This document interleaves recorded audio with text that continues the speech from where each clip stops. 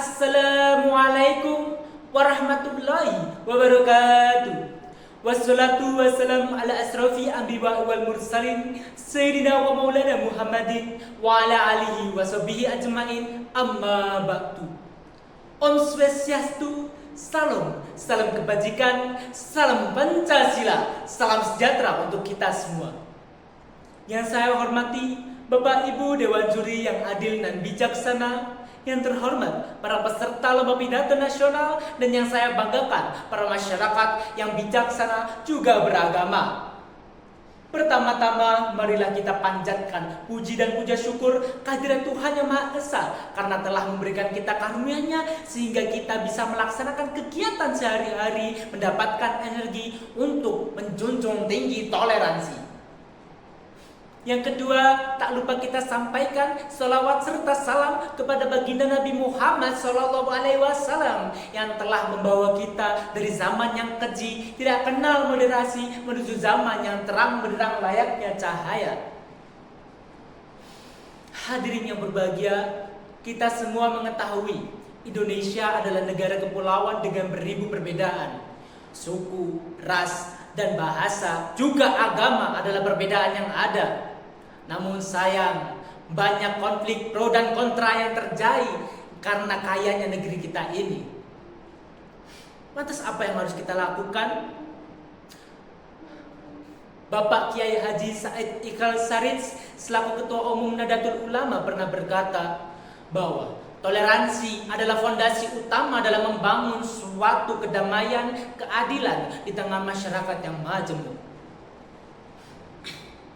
Maka hadirin, saya Satria Ramdhani Kristiadi, izinkan saya mengajak para hadirin untuk mengetahui betapa pentingnya toleransi sebagai landasan kehidupan sosial yang harmonis. Hadirin yang berbahagia, toleransi adalah kunci utama dalam moderasi. Toleransi adalah suatu kondisi di mana kita bisa saling menghargai dan saling menghormati perbedaan yang ada.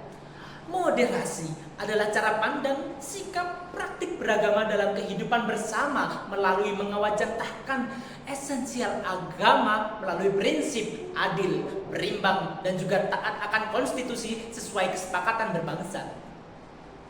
Namun hadirin, apakah Indonesia saat ini sudah toleran? Apakah Indonesia saat ini sudah moderat?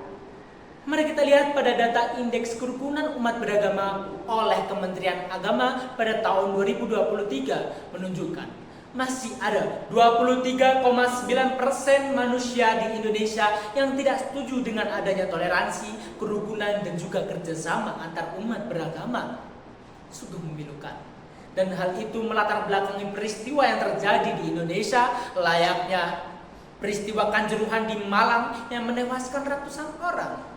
Dan juga peristiwa pengeboman di Bali, peristiwa pengeboman gereja di Makassar. Innalillahi. Dan semua itu terjadi karena 3 alasan utama. Alasan yang pertama ialah berkembangnya semangat beragama para masyarakat yang terlalu berlebihan atau ekstrim.